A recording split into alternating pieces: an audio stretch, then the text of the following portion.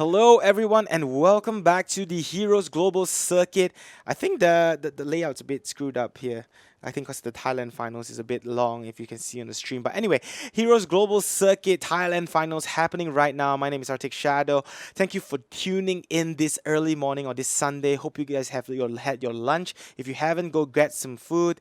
Go take away some food and watch it in front of the computer. Look at my handsome face. But anyway, Play 10 we saw in the previous game winning the first round against Goodbye.FrawD on Cursed Hollow. I believe the next map is going to be Battlefield of Eternity.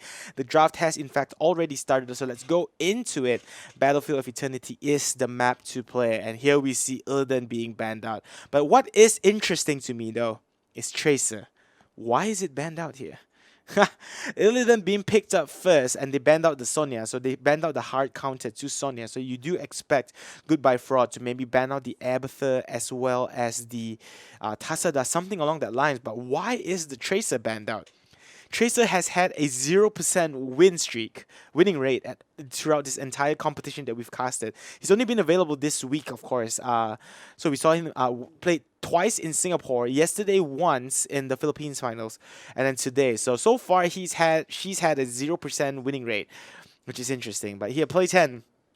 They do have two picks here. Tasada does look like the shadow pick, maybe even the Abathur.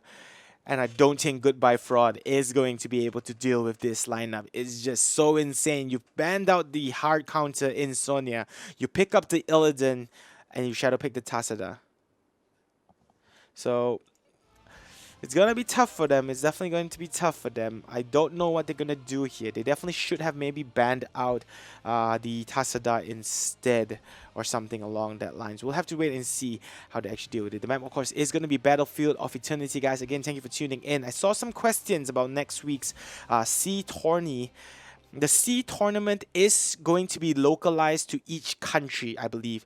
So what's going to happen is each individual representatives of their countries will be meeting up at a local LAN cafe to play it out at the LAN cafe. So if the two teams from Singapore, Resurgence and Relics, will be meeting up at a LAN cafe, and you guys can head over there. I believe there will be like a small mini event at the side. I'm not too sure, but it will be at a LAN cafe, so make sure you guys head over. I believe I will be casting from Singapore's event side too.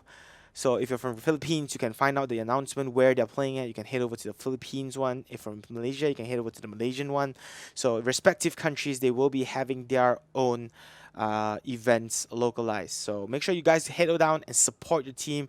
Nation pride. Sadly, I'm Malaysian, but I'll be here in Singapore, so I guess Singaporean pride for me then. But yeah, Play 10 will be going up against Goodbye.FrawD here in this game number 2. It is going to be a best of 3 series in this double elimination bracket.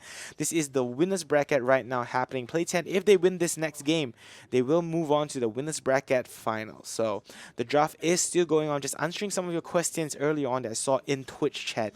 Yes, guys, I do read the Twitch chat, not while I am actually casting. In between games, I will definitely take a look. So make sure you guys, if you have any questions, make sure to ask. I will try to answer them as much as I can. In the other matchup, I believe GDG9 is playing against Hot Hit Gaming, yeah, in the other matchup, and GDG9 are up by 1, so they won the first game themselves over on the other matchup. That's just an update for you guys. You guys can also type !bracket and it will come and you can go check it out. I believe the Thai side will be updating that on their side as well. So GDG9 up 1 game in the other matchup here. They could potentially move on to the winners bracket final themselves. Right now, though, let's get back into this matchup here. ETC going to be banned out, the second ban by Play 10. They do pick up the Tasada, as mentioned earlier. They definitely needed the Tasada with the Illidan for sure. Muradin going to be the third pickup for themselves as well. Second ban for Goodbye.FrawD is Vala. Again, I'm really not understanding their picks here. It's really confusing to me. These Thai teams are confusing me so much. I'm not too sure why the Tracer was banned out. When you see, okay, fine, the Tracer was the first ban, so that makes sense in somewhat. Maybe they just don't want to deal with the Tracer. Illidan was picked up. I don't see Vala being a pick with that Illidan. Generally, when you pick an Illidan, you want to pick like a 3 could protect 1, 4 protect 1 combination. So that's why you have the Tasada. But you also need a secondary support in the form of like a Rhaegar and Uther. You know, you already picked up the Tyrande, so I would have banned out like an Uther or a Rhaegar just to prevent the Divine Shield being thrown out onto Illidan. And Vala, I think it wasn't too worthy of a ban here, especially once they already picked up that Illidan. So it's a bit interesting for me, Goodbye.FrawD, the way they've been banning it out. They do ban out the Tracer and the Vala, which is a bit subjective for me, but I guess that's fine. You know, everyone has their own style of banning. I just don't think that Vala was necessary there at all. I think they should have maybe banned out an Uta, a Rhaegar, even the Li Ming I think would have been better. As you can see here, play 10 banning out the picking up the Li Ming, and you know Kharazim going to be the shadow pick, and that's good as well. They definitely do need a secondary support, as I did mention earlier. You know, because Tasada is going to be pocketing that Illidan. That's all he's going to be doing is to support him in throughout that fight. They do switch their shadow pick to Rhaegar, which is also really good because Rhaegar is going to be able to keep his team alive, and with that Li Ming as well.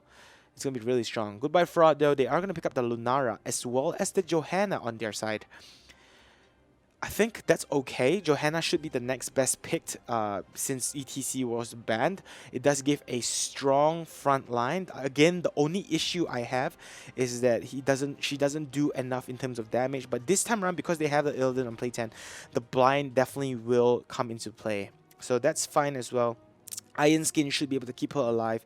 So I think the Johanna is an okay pick here in this fight.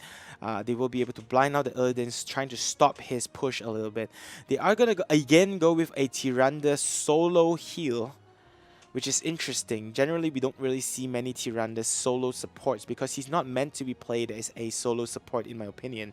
It's more of a DPS secondary support. You know, generally you pick a Tyrande with a Tasada or a Tyrande with a Kharazim even.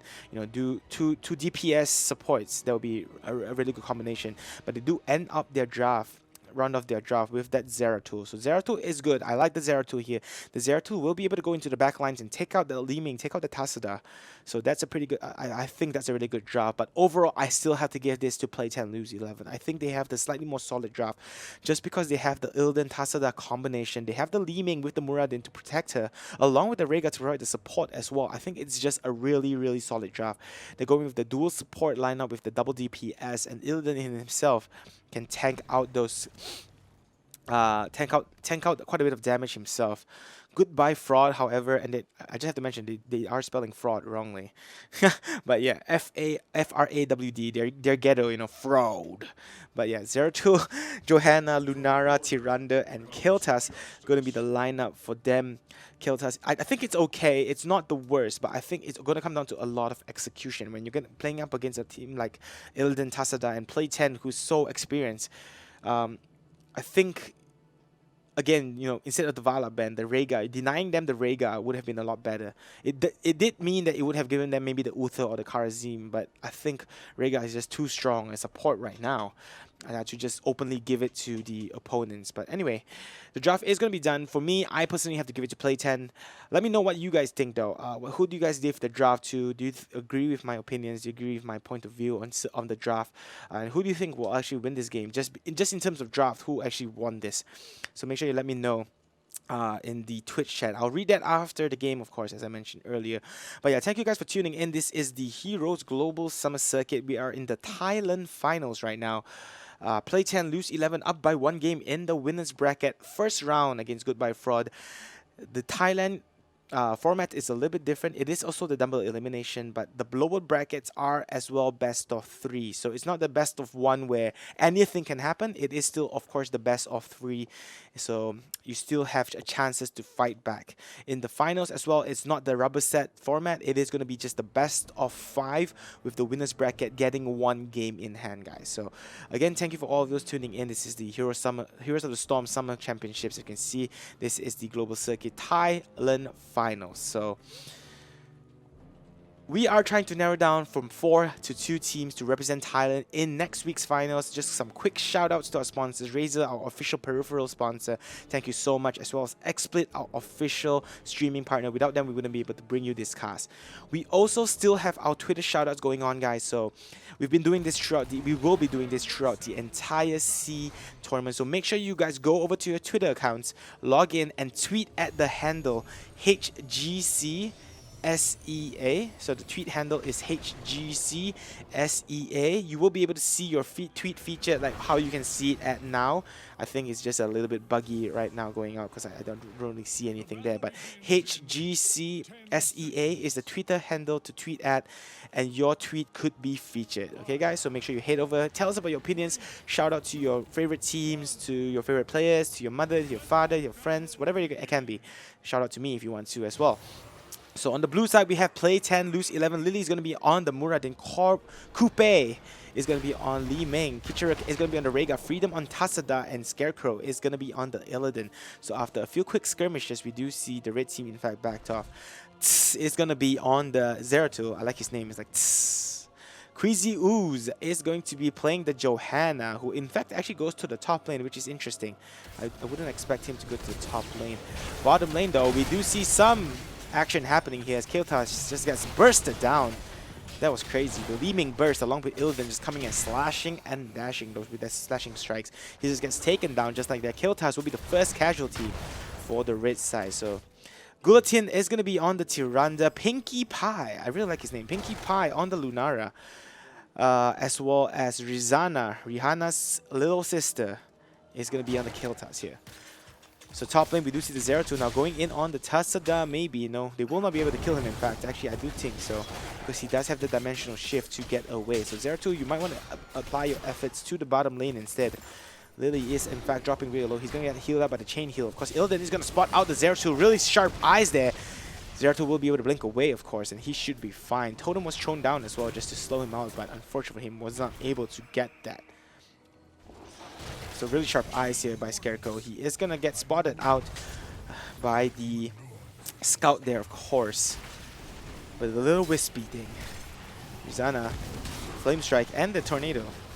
Actually not going to connect onto anyone. Top lane, we're going to see Zeratul rotate to his top. Freedom is going to use the Psionic Storm to clear out this creep wave and join in with the rest of his team to try and maybe push out this Immortal. It does like they're both just going to their respective enemy Immortals to try and clear them out. Neither team is looking to defend this, but it does look like the blue side with the Illidan, you're not going to be able to beat out the DPS guys. So come on, Goodbye.FrawD. You guys might want to think about going for the defense instead. This time around, yeah, they're just going to go to their respective spawn sites. I don't think Goodbye.FrawD actually wants to take this. We do see Johanna going in with the Condemned to try and maybe set something up here, but will not be able to do anything about it. They do get the shield down to about 40%, so that's a good consolation for them. They were definitely in no way going to win that DPS race, of course. They do have the Illidan, and they have much more static DPS on the blue side, so surprisingly, there was no clash that happened there as both teams were just going to their respective Immortals to take them down. Here though, we see the blue side, Play10, they will start pushing down. Condemn going to be used at the top lane onto that Tasada, who actually gets to get away, so she should be fine. Bottom lane though, we do see the rest of the blue side, Play10, they are pushing down to the bottom lane, taking down the towers as well as that gate. They will be pushing in on this fort. And if they get it, it's going to push their lead even further. Top lane Immortal is not going to do much. As we always say, the first Immortal doesn't really matter in terms of objectives because he doesn't really do much unless you actually clear out the team. He will only get down that one tower. The blue side Play10 are just going to retreat back into their camps and pick up on a couple of siege minions. Top lane, we're still going to see Johanna going up against Tasada. I think Johanna should leave that lane and maybe let Lunara go up against Tasada and go to the bottom to help his team a little bit, because at the bottom lane, I think they're going to have a pretty hard time considering Muradin is in the front line. They do have the Zeratul there to scout it out, so that's going to help them a little bit. But I think Johanna should make his way towards the bottom and just leave Lunara to skirmish against that Tasada. I think that would be the better choice. But Play10, again, they're just going to retreat back into their siege camps to pick up a couple of those siege minions themselves. Top lane though, both players waiting in the brush here. Condemn not going to connect onto Muradin. A bit of a late reaction as he does move back. If he had gotten caught there, they would have blown his cover. Red team now, they're going to pick up their own set of siege minions. It does look like the blue side knows exactly what they're doing. They're going to use out the Arcane Orb. It's not going to connect though. Muradin not going to hit on his Stormbolt as well onto the Johanna. And he will be able to back off safely. It does look like they're setting their sights onto the top lane siege minions though. Psionic Storm going to be used to force Johanna back a little bit. He does not want to be going in too deep. Oracle going to be used as well to scout him out. And Illidan should be able to get that pretty much uncontested. He should be fine there as the blue side now again sets their sights on this top lane. I think they will go for this tower before they actually try to go for the Immortal. It does look like they're rotating around a bit. Tasada making his way towards that area. But I think they will want to try and take down this tower before they actually push in with the Immortal. But no, they are actually just going to back off here. Immortal is going to spawn. Play10 will be at the red Immortal, DPSing it down. Lunara now going to find that Muradin. Muradin could be in some trouble here. He stumbles in onto Tyrande, who takes quite a bit of damage here.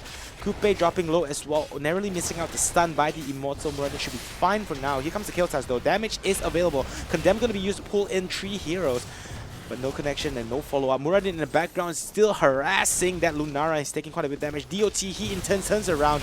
Psionic Storm going to be used as well. And Muradin just bursts down so quickly. Rhaegar could be in some trouble himself as he runs away. But he wants more. Here comes the Zeratul, takes one more down as Rhaegar falls. Guillotine now in could be in some trouble. Gets kept alive by his own heal. Magic Missile now by Coupe being running away. Blind is going to be used out on him. Scarecrow running for his life. They're going to connect though. Flame Strike going to hit as well, but Li Ming falls too. They lose 3. This is not the best situation for them as now Goodbye.FrawD do pull themselves back up ahead in terms of those EXP. They are not in front in terms of the EXP of the Immortal though. But it does look like they're making their way towards that bottom. Muradin now wants to defend this top lane though. We do still see the Johanna there along with the kill task. Illidan now slashing strikes into the kill task, taking one of the damage himself. Freedom is going to be there to shield him up and keep him safe. Zeratul trying to maybe set something up here as the Immortals switch positions now. The red team, they still are far behind. They do not want to give this Immortals at such a high shield. They need to go in right now. Condemn going to be used, but it does look like they're just going to negate that and go in straight for the Immortal. They will in fact get a fully shielded Immortal. Muradin though dropping low. He will have to back off the DOT damage coming out from him, just proving to be a bit too much. Scarecrow now jumping in on the on the Zeratul. He's being kept alive by the Rhaegar and the Tasada. He should be able to get away safely. Zeratul now with the rest of the team, he's going to back off. Rizana is gonna fall though on the kill task as now Johanna himself is in no man's land, being kept alive by the solo Tyrande. It's not going to be enough as they themselves picked up 2 kills here. Play10 as well as an 80% shielded Immortal. That is crazy now. The Play10 are in full swing. They will be able to take down this top fort and probably a couple towers as well. As Goodbye.FrawD, they are in a bit of a disarray. They will need to gather their composure and try to push themselves back into this game. We see Freedom curving back to the base. Zeratul though, going to spot him out, but will not be in time to stop him out. So the top lane, they will lose their fort while the Immortal continues to push down. Doesn't look like the blue team wants to push along with it. I think they're okay with just leaving it with the tower. It does look like they're setting their sights onto the bottom lane though. They are rotating towards the bottom to get the fort. They will get the level 10. Let's take a quick look at some of the talent pickups that they do go for. Wave of Force onto Li Ming, going the standard build as he did before. Teleport being picked up, the teleport build. Ancestral Healing on Rhaegar. I don't think you can go for any other build there. Illidan with the Metamorphosis. Force Wall on that Tasada, as well as Avatar on the Muradin. So nothing too out of the ordinary for the blue side. Pretty standard build so far, and that's generally what you want to do when you're going up against when you're playing such a standard build as well. That's kind of what you want to do. You want to go for the standard build that has a tried and tested build that works. So right now Play10 in the driving seat of this game. They are 1 level ahead. They are also 1 game ahead. Lily there on the Muradin trying to stop out the camp pull, but he will not be able to do so. Force Wall going to be used to try and block him out, but on the wrong side though. However, Phoenix going to be used out to zone them a little bit, and they will be able to get the level 10 here. Goodbye.FrawD. Let's take a quick look at some of the talents that do pick up. This time around, we do see him pick up the Phoenix instead, which I think is fine. Going up against a double support, the Pyroblast definitely won't work, especially when there is a Rhaegar. Elemental Void Prism, I believe, on the Zeratul. Shadowstalk on the Tyrande, solo healing. Of course, we do see the Blessed Shield on the Johanna, as well as Lunara picking up the Thornwood Vine. So I think, again, nothing out of the ordinary from either side. Both playing a pretty standard game in terms of those talents. It's just about execution right now. Level 11 for Play10. As they look to continue pushing down this top lane. Kitchener going to be able to join up here with Coupe and Lily at the top lane. Scarecrow now pushing down those walls as well. Next, Immortals are gonna spawn, and this is where the next clash is probably gonna happen here. They are early 10. 2 here. Stun gonna connect as well onto Kichiro. He could fall here, and if he falls, this could be trouble. Void Prism going to be used to keep to lock in that Li Ming, and Li Ming himself could be in some trouble. Here comes the Zero Tool. Stun actually not going to connect, and the teleport will get her away. Metamorphosis is going to be used by Illidan to get away himself, so they do just pick up the Rhaegar. So that's a nice pick off there for the red side, but they now have to go in full swing mode. They have to go for the Immortal, and they maybe try to get 1 or 2 more kills. Freedom going to run into the Zeratul. Unfortunately for him, he will have the dimensional shift to get away, so Zeratul won't be able to follow up through. Muradin going to be able to Dwarf toss himself back to safety as well. They're just buying time now. Rhaegar is going to spawn right back up, so now they are going to go on the counter attack. Now we see Zeratul taking quite a bit of damage. Condemned again going to connect on 4. Force Wall nicely played. Is going to block out 2. Lunara in trouble. So is Johanna as he falls down. Zeratul gonna have to back off here, and they are in full retreat mode. Just as we saw, we thought that it was gonna be a good clash here for Goodbye.FrawD. Play10Lose11 regain their composure. They wait it out for Rhaegar, and they get ahead in terms of this Immortal. And it does look like they should be able to get this uncontested as well, with both Johanna and Lunara still down. I don't see any way for them to actually get this up. They will again give a 70% shielded Immortal to the blue side. And guys, this could very well be GG. Just 11 minutes in though. It still is anyone's game, considering the levels are so close, but Zeratul could be in some trouble. Illidan dives a little bit too deep. He could be some trouble. He will be able to metamorphosis away to safety. Johanna now, same cannot be said about him. Phoenix going to be thrown out to try and zone them out. Shadowstar going to be used to keep the team alive a little bit. Condemn coming in onto that Muradin. As he gets pulled in again, nice force wall, going to block him out a little bit, but no chase so far. Li Ming is down to about 20% mana, so he can't really give chase. Here comes the Void Prism though, catching 2. Will they be able to set something up here? Blind in onto that Illidan. He's taking quite a bit of damage himself in the backlines. Force wall going to be used again as Keltas gets taken down. Nice ancestral healing to keep that Illidan up and alive. Johanna now running for his life. Iron Skin not going to keep you alive for long, my friend. As you fall, it is probably going to be a 5-man team wipe, guys. As Play10Lose11 clear them all off. Now with the Immortal knocking on the bottom lane door, they are going to push in. Keep is definitely not going to stand here. Will they be able to end the game? That is the question. I think they should be able to. We do have a replay up. Let's a quick look before the teams actually respawn there. As you can see here, a really nice place force wall was what led to this. Illidan dove a little bit too deep. Nice Void Prison to set things up here. Catching both heroes. They thought they had this. They went in. Look at Illidan. Look at Illidan. Literally, they're getting topped out with the Rhaegar's ancestral healing. And down went the Zeratul as well as the Keltas. And the rest was history, as they say. One by one, they fell and down they went. Here we do see that the red team is going to spawn right back up. They are able to defend this, and the blue side will have to back off. They are going to be content with picking up on that keep. It is only 12 minutes in. They are 2 levels ahead right now, just 1 level more, and they can get the level 16 talent. That's going to help them quite a bit. So the red team's still not out of it just yet. We've seen comebacks made, but they have to be careful now. Tasada could be in some trouble himself. He's going to get spotted out. Oracle going to be used. He's going to use the dimensional shift to get away. Tirande coming in from the side though. Johanna, stop aiming the attack, my friend. Muradin's a bit too tanky for you to deal with. Lunara getting hit down by that Muradin. He should be fine though. Keltas now coming in. Tornado going to connect onto him. Avatar going to be used as well. No ancestral healing up just yet. No one dying in this clash thus far.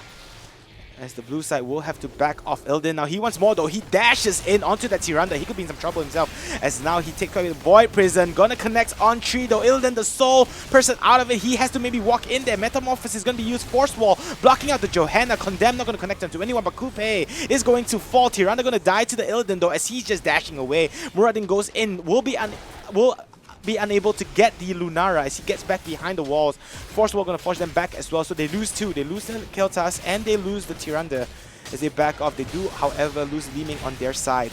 Here comes the Johanna though with the Condemn connecting on tree. Lunara taking quite a bit of damage though.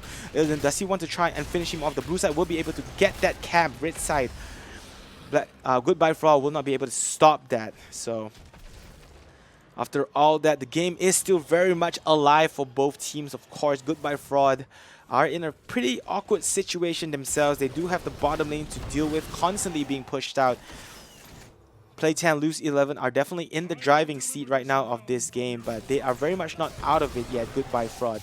They need to come back from this and fight back to push this to a game number 3. Next Immortals are going to spawn though, as the blue team will get a slight head start here. They do have more DPS, so it does look like they are just slashing away at this. The red side this time around, they can't afford to give a full shielded Immortal, because that would definitely mean GG for sure. They will be able to get their 50% mark a lot quicker. And if these don't spawn in their favor, this is a really bad spawn here for the red side, as it does spawn the blue side on the other end. Here we see though the Illidan slashing away at the kill test again. Tornado going to connect them too though. Muradin taking quite a bit of damage. Shadow Stock now going to be thrown out to keep them topped up. Phoenix there, nicely paced Force Wall, pushing them back.